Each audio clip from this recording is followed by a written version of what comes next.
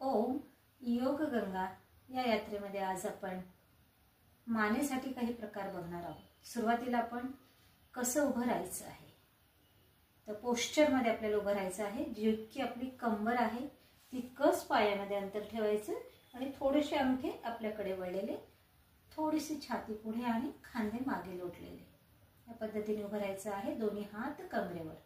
पहिला जो प्रकार आहे श्वासासोबत प्रत्येक प्रक्रिया आपण करणार आहोत। श्वास घेत उजवीकडे सावकाश, श्वास सोडत मध्ये घेऊन, पुन्हा घेत सोडत, श्वास घेत श्वास सोडत, श्वास घेत आणि श्वास सोडत। दुसरा जो प्रकार आहे उजव्या खांद्याला उजवा कान, श्वास घेत सावकाश, पुन्हा सावकाश, श्वास सोडत मध्ये, पुन्हा डाव्या बाजूने श्वास घेत